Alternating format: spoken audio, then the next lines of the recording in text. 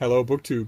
I know I just did a book haul from my beloved Brattle bookshop here in Boston, but a point that I don't think I've stressed on this channel is that the Brattle is weather dictated for me, usually. There's a three-story bookshop proper, and then next door there's a sale lot that has that's open to the elements and has $1, $3, and $5 carts. And those carts are covered when it's raining or actively snowing or sleeting.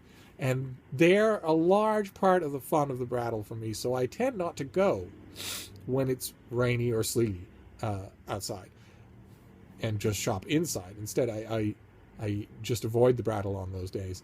But I don't avoid book shopping on those days. I still hunt for books, even when it's raining and sleeting. And it happens to be so this week here in Boston with hardly any let-up. And I made the rounds anyway, went to all the poke holes and sales and whatnots, that the charity shops that I know of, in order to fill a bag with books. And when I got them back here, I realized that I could show them to you. So I thought I'd do that. Especially since they tend to be from me. I mean, I have a small stack here that is mostly from me, and then I have another stack over there. They all came from the same day. I lugged them all on the same day, but the other stack is for other people. This stack is for me, starting with the latest entry in Project Penguin, the Penguin Classic copy of Anthony Trollope's 1860 novel Framley Parsonage, which is I think the third or fourth of his Barsetshire novels, and I think the weakest one. But I don't have it in a Penguin Classic, and of course, as you can see behind me, the bookcase behind me there has 3 more shelves to fill, and then that whole wall is Penguin Classics. And I don't have this, so I snatched it up right away.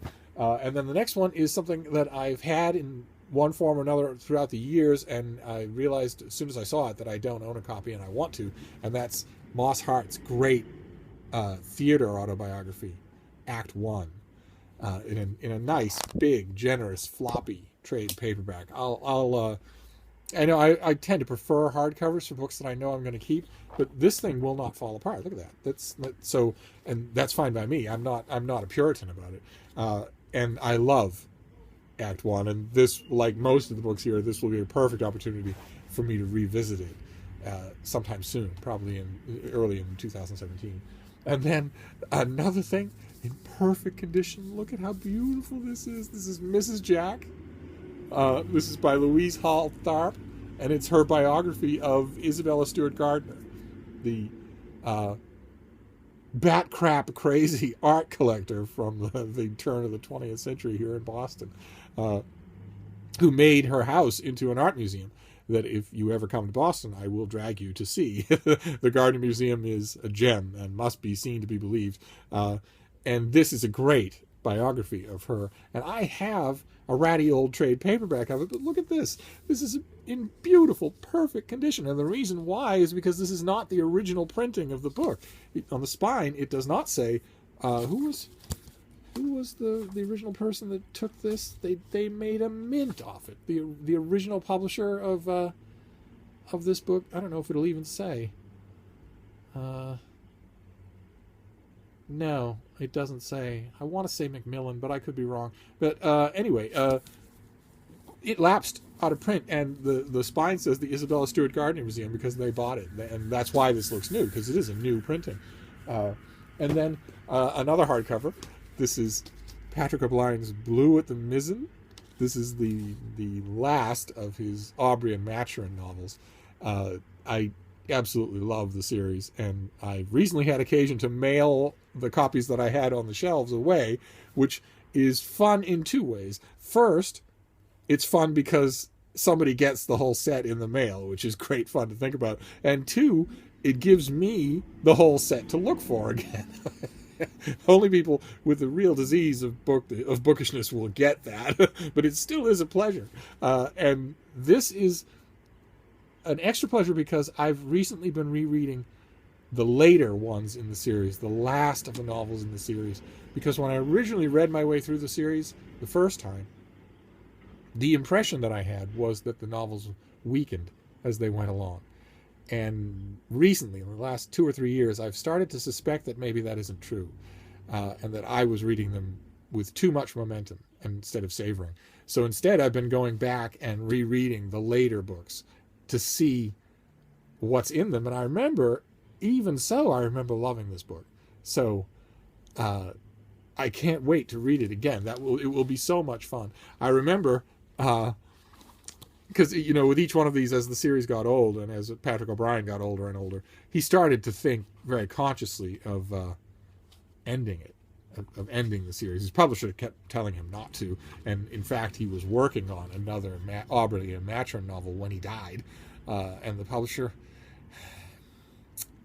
Gotta love the 21st century. They published it anyway. They published the fragment that they pulled out of his corpse's hand.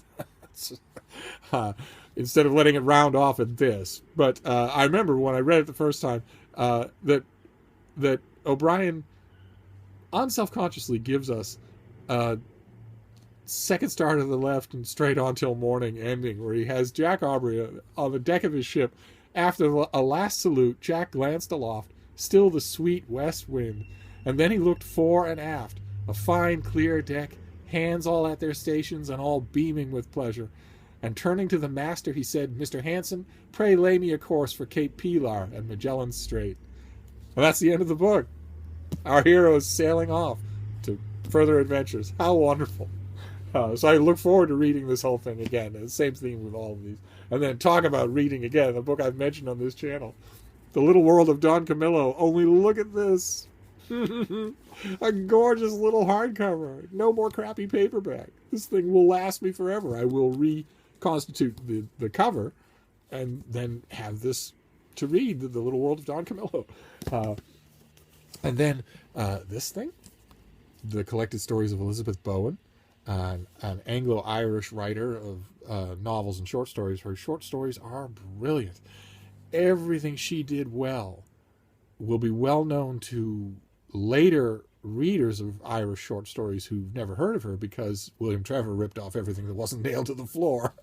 And this is a lovely volume. I hadn't even noticed that it's set up by a decade of her stories, and they have little beginning illustrations. Her stories are so sharp and sad and icy. Oh, I love them so much. And then this thing, William Manchester's The Last Lion. This is his multi-volume biography of Winston Churchill. And this particular volume, as you can tell from the cover, is a young Churchill. It's all of Churchill's various daring-do adventures. And the reason that it jumped out at me when I saw it today is that I'm currently writing a review of Candice Millard's upcoming new book, Hero of the Empire, about a young Winston Churchill. So this is another account of those, and of course I have Churchill's own accounts of his adventures. So it's a little justification that that a book addict will give himself.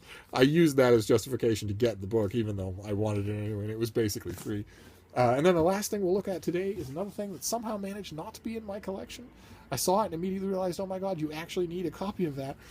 And it's Sam Schoenbaum's Shakespeare's Lives. His great big book, not a biography of Shakespeare, but rather a biography of biographies of Shakespeare, a biography of the weird things that Shakespeare biographers have done with the facts of his life over the last 400 years. It's a very sustained, witty performance of a book. And in terms of books about Shakespeare, there's a long shelf of books that you absolutely have to have. We'll see that when I finally do a Shakespeare starter kit. But this is one of them. And I didn't have it. Probably, in this case, I can guess what happened to my copy. Probably I gave it to somebody, because when you meet somebody who's read a lot of Shakespeare, really likes him, and is starting to study him, read about him, the first instinct is to send them this book. So that's probably what happened. And there you go. That is a non-Brattle, non-new book haul. It's just to satisfy your curiosity. Until next time. Thank you, BookTube.